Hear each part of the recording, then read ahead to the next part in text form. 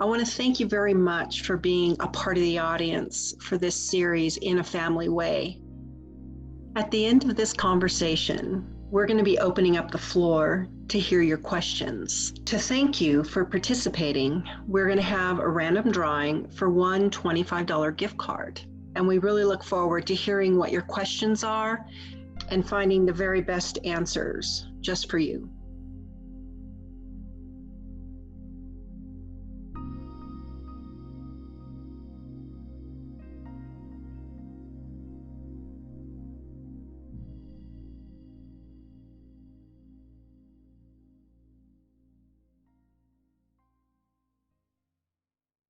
So welcome, everyone. I'm so glad you could join us today. We are talking to two parents who are going to be able to share some of their lived experience of parenting in recovery. And we really are excited to hear what their perspective and their wisdom is. So I'd like to introduce you to our first panelist, and this is Kobe Gogerty. He is a CAC2 and peer specialist with Front Range Clinic here in Pueblo, Colorado. We have Jean Howard, who is a peer recovery navigator with Crossroads Turning Point here in Pueblo. Thank you ever so much for sharing your perspective on what parenting looks like in the trenches. Jean, I would really love to start the conversation with you. I imagine you've heard, like, you're on the airplane, you're getting ready to take off, and you're getting the safety talk. And it is put the mask on yourself before you attempt to help others. So imagining coming home from the hospital with this little tiny baby, this very vulnerable baby, and the baby needs something always now, immediately. But do we still have to put ourselves first? Or is this a different scene now? Do we have to put this baby before we can take care of our own needs? I mean, that's a really good question. I feel like as a person in recovery, something very early on that I learned, actually, like one of the turning points for me in finding recovery was that I had to do recovery for myself. And that, you know, in order to have people in my life, like my brand new baby, like my older son, like my husband and my parents, I had to do recovery for myself and make myself the priority. Because if I don't have any of those things.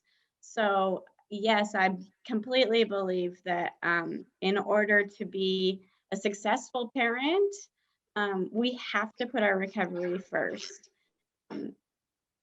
It may feel selfish, but without that ability for us to take responsibility for our life and our recovery, and for us to be able to put that as the number one, we don't have the things that we want, the things that are important to us, like our children and our families.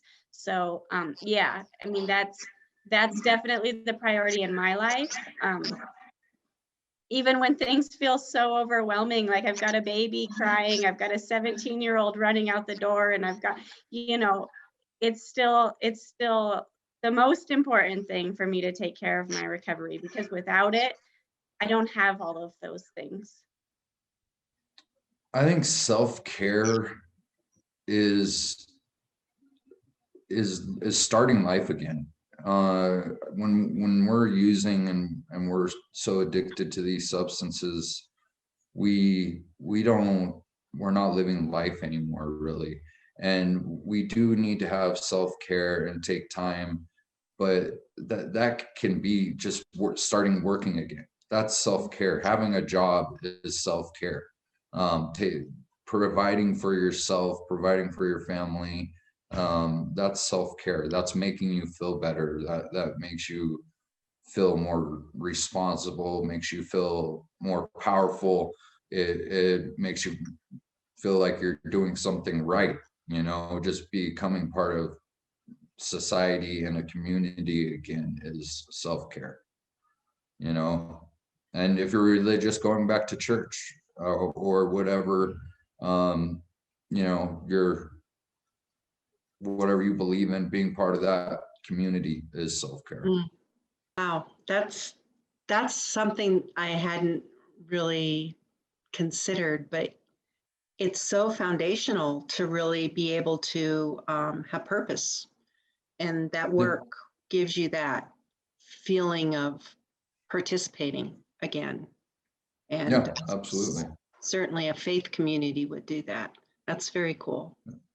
Yeah, so most of the people that, I see a lot of patients, and the ones that do better and get better and life gets better, they come back after their first appointment, and I see them in maybe 2 months or 3 months, and they have a new car, and they have a new job, and they have a new girlfriend or boyfriend, and their life is starting again, and that's how they're really doing better.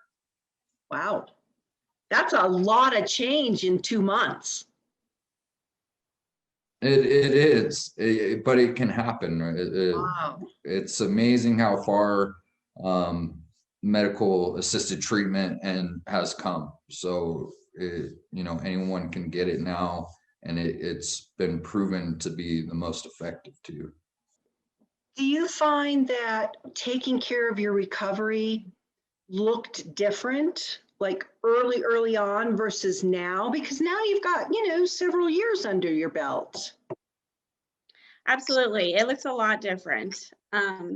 Early in recovery, it was really about focusing on my recovery, taking time out to go to meetings, taking time out to be with other people in recovery that had more time than I did.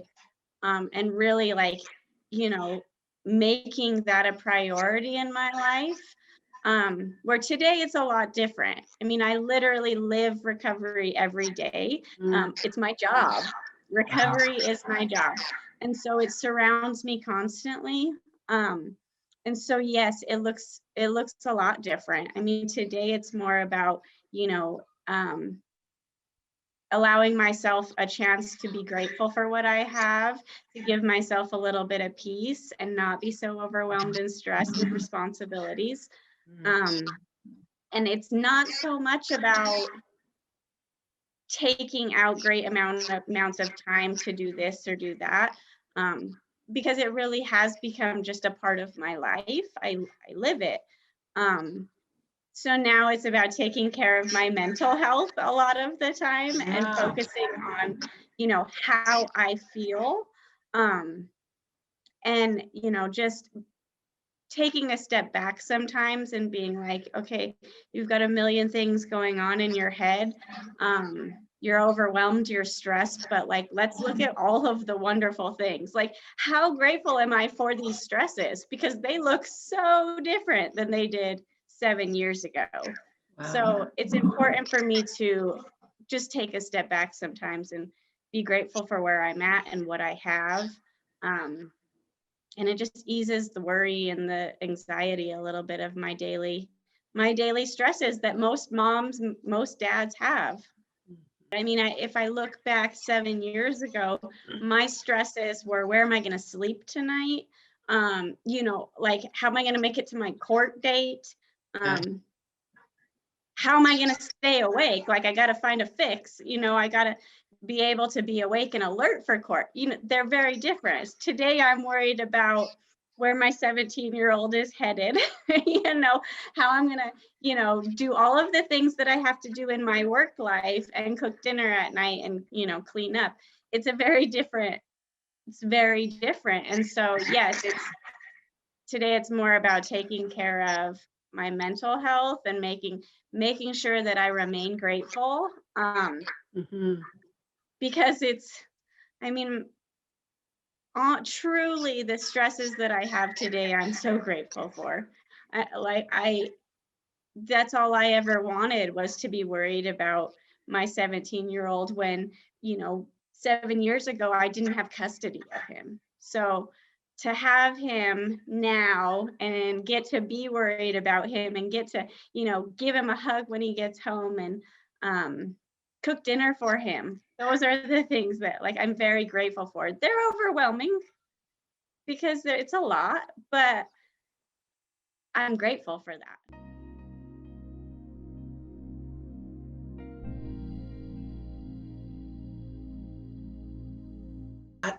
I want to talk a little bit about how we stigmatize ourselves. And it's that feeling of shame for choices that we've made or actions that we've done that keep us locked into not growing. Mhm. And is that something that is an ongoing battle forever? Is that just a period of time? How do you feel like you've been able to cope with the self-stigma? So stigma is it's a difficult thing because I really feel like shame keeps us in active substance use for much longer than we need to be. I know from a parenting perspective, every time somebody told me if you loved your son, you would stop, it created more shame. It was not helpful. And it pushed me farther into my substance use and further away from him. So, that was a difficult thing. And it took a lot of work to get through that shame, because to me shame is never helpful. Shame is defining and it doesn't help. Guilt can be helpful sometimes. It can motivate you and push you forward, but anytime you define yourself by something bad, it's not helpful. So being a bad mother was probably my biggest stigma that I put on myself, that I was a bad mom. And it kept me sick for a really, really long time because I didn't want to face it and I didn't want to face my child because I was a bad mom and I wasn't good for him. So it was not a good situation for me. And I see it with a lot of people. I see it, with a lot of people struggling with substance use and children, is every time a caseworker or a family member says, if you loved your kids enough, you would do something differently. It's not helpful. Is it an ongoing thing? I really truly believe it's something that everybody struggles with. We all tell ourselves. People without substance use issues tell themselves that, oh my gosh, I'm a terrible mom, or I did that wrong, or so I think it's something that we all will continue struggling with for our entire lives. But it's really about learning to be grateful for your mistakes.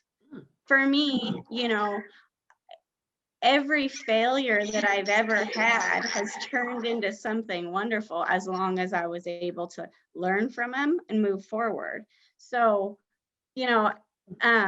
that's the key to it though. If I make a mistake, if I fail at something and I just beat myself up over it, I dig myself deeper into a hole. Rather than, now I really try to say, okay, I messed that up.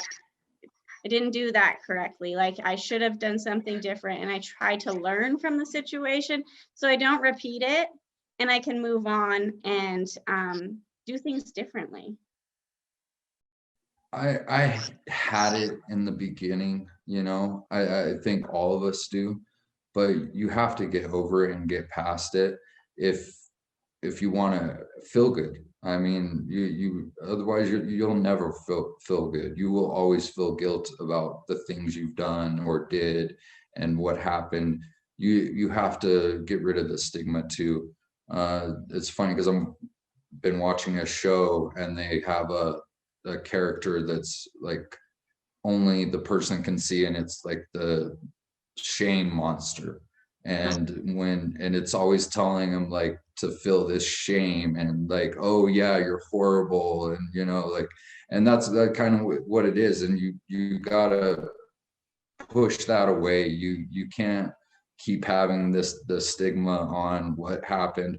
There is so many people that go through this, and everyone knows someone that has had an addiction, and it's probably in their own family.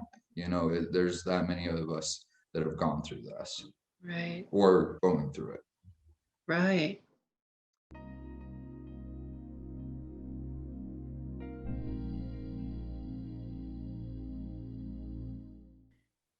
When you start a family, and it's not always by design, I mean, many of us may find ourselves pregnant and we're early trying. But those early days in a family, we're all learning so much about what our roles are and what we want family life to look like. And sometimes it's super just survival mode, like making sure Yeah. we eat and sleep and, take a shower. I mean, that can be what it's like. I have actually heard it said that we are our children's first teacher. And so, have you thought about like a period of grace that takes place of finding that pattern or that way of parenting and creating family life before it kind of just gets normalized? Like kids just think, oh, well, the way I live in my family is the way everybody lives in their family. Have you heard of that kind of sense of thinking about things, and Yeah. how does that apply? Yeah, definitely. And I mean, I'm experiencing this right now with my 3-year-old. You can see how much we are definitely our children's first teachers. And we can change things. We can make things better. We were not experts in the beginning. We're definitely not experts now. And just like with our daughter, her first word was mom, but her second word was no, because we were always telling her, no, no, no, no, don't do that. No, no, no, no, no, no, no, no. We don't realize how much we say it to our kids, I think, but that was her second word. And then just started some of the attitudes that me and my wife had. She would, started getting into that. And so we have been working and being careful on saying certain words and how we interact with each other. And we have directly seen the response in our daughter. It's just amazing. She has, when we do slip up now, she says, no, you're not supposed to say that word. Whereas before she thought it was funny, or whatever, and now she is telling us, because we have been teaching her, what is right and wrong. And so we definitely do influence them, and they will mimic us, and they will learn from us, and they will know, what's going on, whether it's good or bad. But it is something that you can work on and make better and help them change and adapt and to become a good person. There's kind of a sweet spot in the time of a family where we become normalized. Like whatever behavior we lock into, it becomes normal for our family. And it could be a good thing. Everybody sits down at the dinner table at night and shares a meal and comes back together and connects, or it can be a not so good thing. Can you speak a little bit about how you adopt those healthy habits that you want to normalize versus, maybe the not so healthy ones? Yeah, I mean, I think this is an interesting question for me because I never really recognized it, I don't think, until recently. You know, I've got a almost 8-month-old baby that was born at the very beginning of a pandemic. And it's just interesting to watch him because he doesn't have the same experiences that my older son had in the first year of life. He doesn't go to the grocery store. He doesn't go to the library. You know, he's not around a lot of people. He's not, he doesn't have those outside of the home experiences. And it's something that I've been really concerned about. And because I really started to recognize that the times that he does go someplace new, he is very aware that he's not in the normal area, you know, not where he's supposed to be. Yeah. And so recognizing that in such a young child, it makes me realize that from a very young age, they start to realize what is the normal pattern in their family. And so, you know, as far as, you know, how do you develop those like healthy habits? I think it just takes somebody in the family stepping up and saying, this is what I want to do.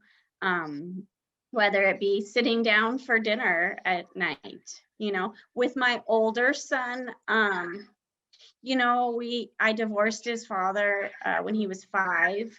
Then I struggled for years and years with substance use. And so I was out of the picture for a long time. So it's hard to reformat that. He doesn't have this whole idea of like, this is what we do as a family. So now, you know, I'm like, no, every night we sit down and we have dinner at the dinner table. Nobody's watching TV, nobody, you know. And so for him, it's very odd, but for the baby, that's going to be his norm. That's what he's going to experience in our house. And so I really think that it just takes someone in the family making a decision and saying, this is what we're going to do. You know, and, you know, for a lot of people, you know, eating, you know, in front of the TV and stuff is fine as long as you're all together. And for everybody, it's different, whether it be like every weekend, we're going to take a walk as a family, you know, but creating those things that feel good as a family, that connect you and bring you together, I think is the important piece. But I do recognize now with the baby that he knows what his routine is. He's very aware. And so I think it's important to start creating those healthy family dynamics from, you know, birth, because they recognize and they get used to them and they fall into those patterns. And that's important.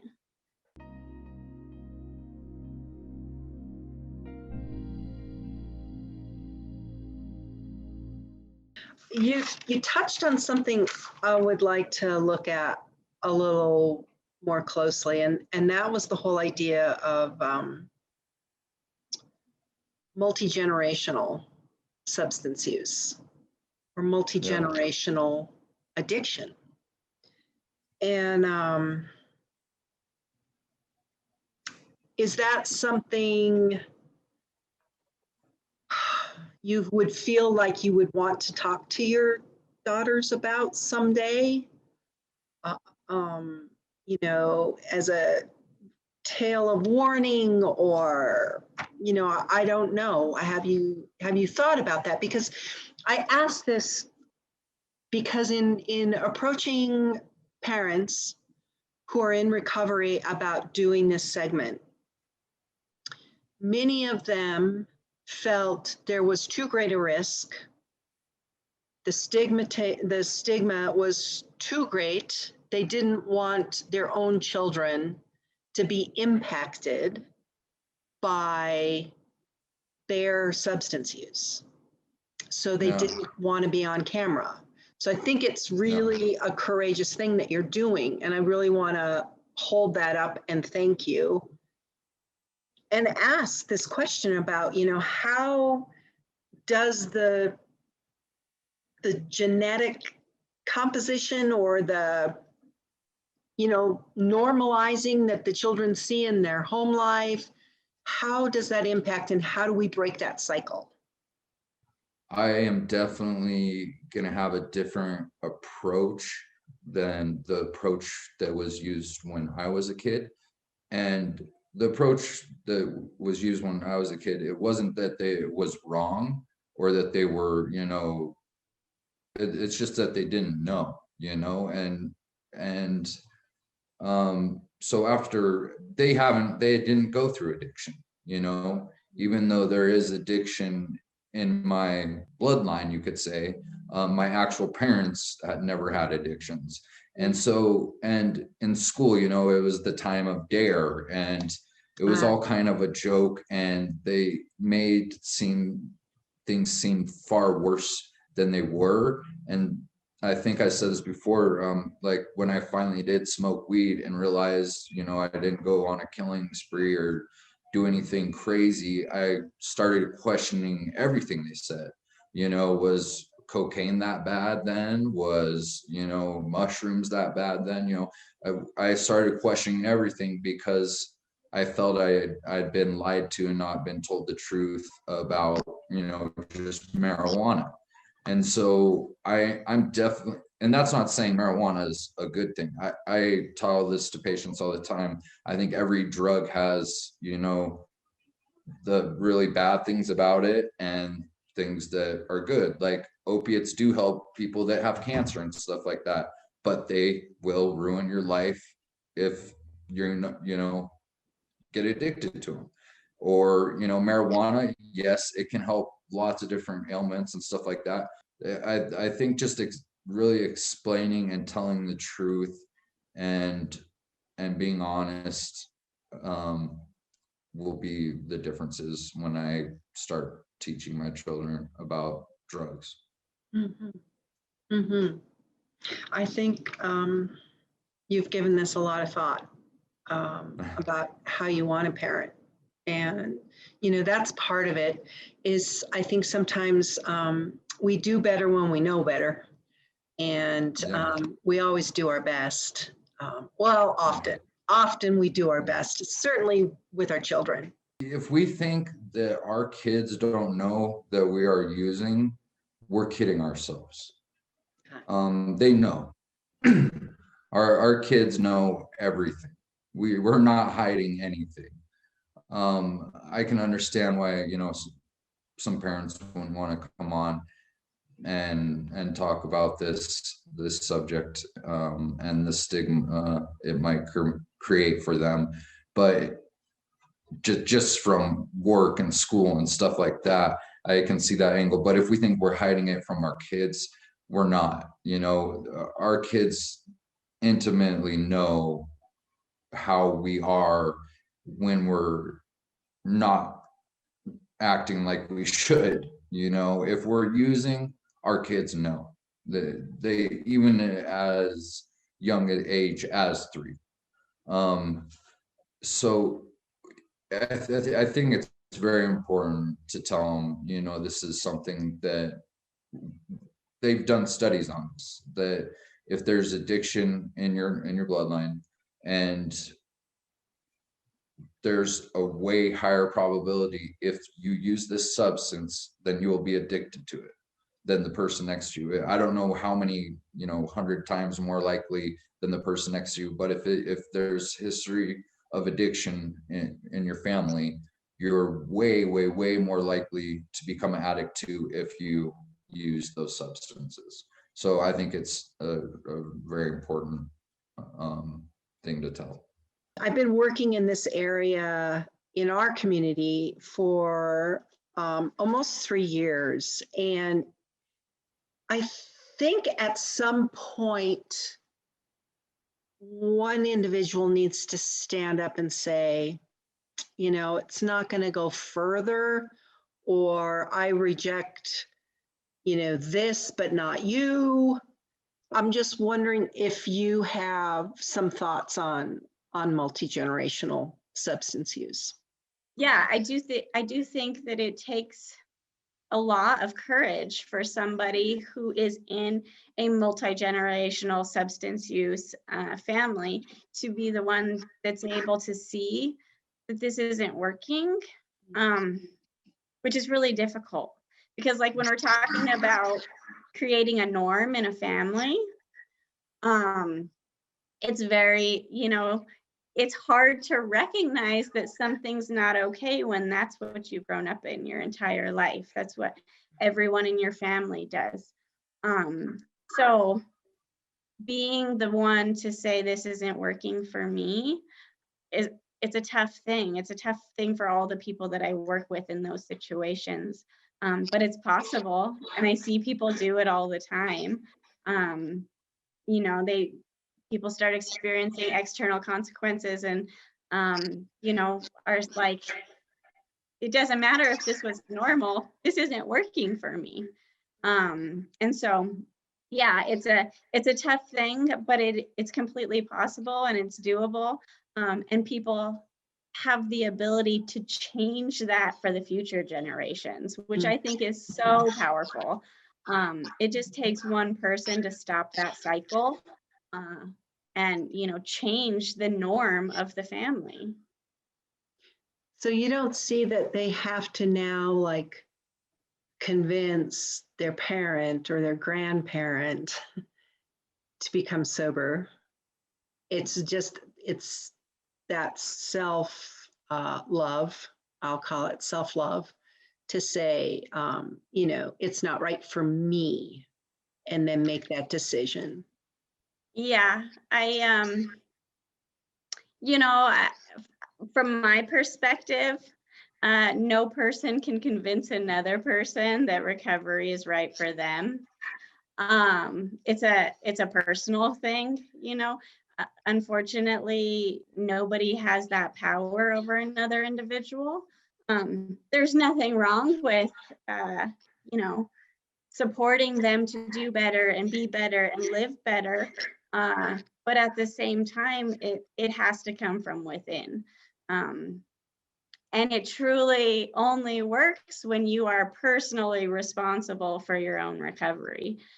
So, you know, and that looks different for everyone, right? A path to wellness is recovery for me. If you're on a path to self-improvement and wellness, you know, that is recovery. So, I mean, I don't think there's anything wrong with encouraging people to be better, live better, feel better, because you love them and you care about them.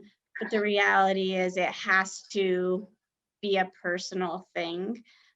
So that's where it begins, is with yourself.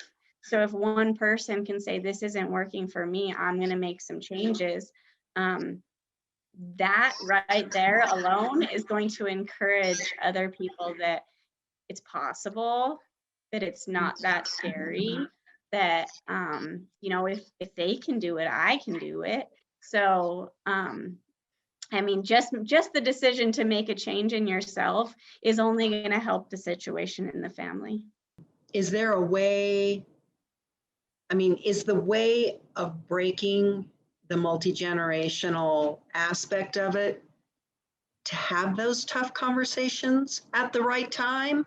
I mean, at the time when you think your child's ready and when you're ready? Yeah, definitely. I don't know what the exact age should be, you know. I imagine it's probably younger than you think though, unfortunately. But kids are seeing way worse stuff than we saw when we were their age. Right.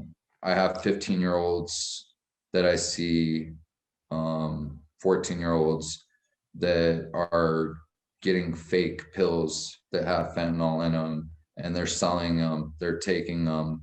There's been overdoses, and you know, so the age is younger than you think. And I would say to a parent, if you have, hopefully before you have any suspicion, because where there's smoke, there's almost always fire. If you're having that thought, like, oh, they kind of smell like weed, or they kind of smell like alcohol, or they were hanging out with these people, or this or that, if you think it, like, there's probably something going on, unfortunately. So you need to have that talk, and probably sooner than you think. And breaking it, and breaking the generational thing, we have to realize it. I do see families where it's grandma, and then it's the son, and then it's the son's son, and like 3 generations, and they're all, needing treatment. It passes along so easily. So we have to be the person to break it. We have to raise our children right. We have to, do a lot of things, and teaching them and being honest to them, and as a community, doing all the things we can.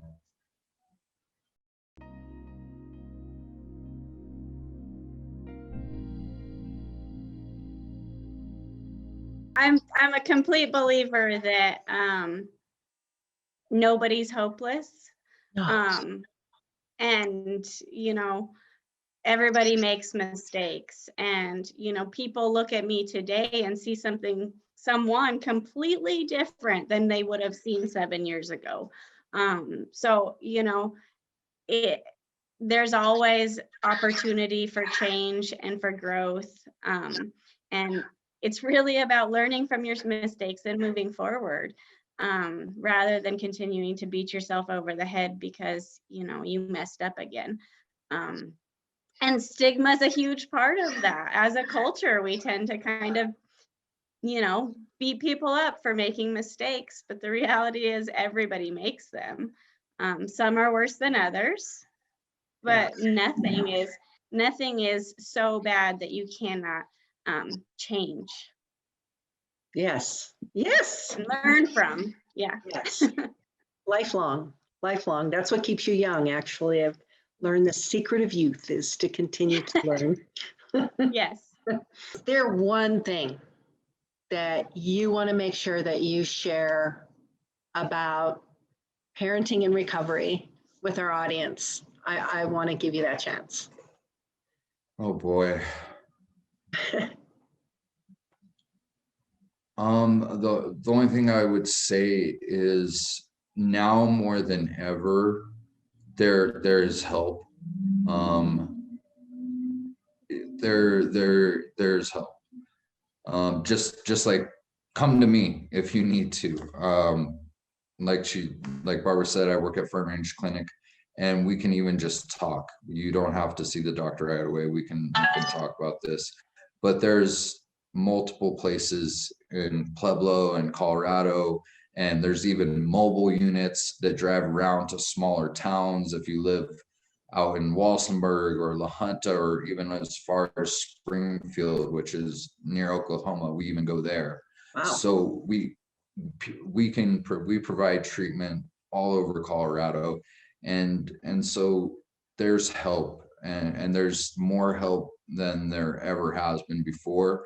And a new trend that I see is peer counselors, and that is people that have had addictions, have been through this and gotten through it, and they can help you with their own story and own advice and how they did it. And that's becoming much more widespread. I'm seeing more peer counselors hired in our business and other businesses. And so there's people that have gone through this that are now helping others get through this. And so I just think that's awesome. And, just go out there and get some help. Awesome.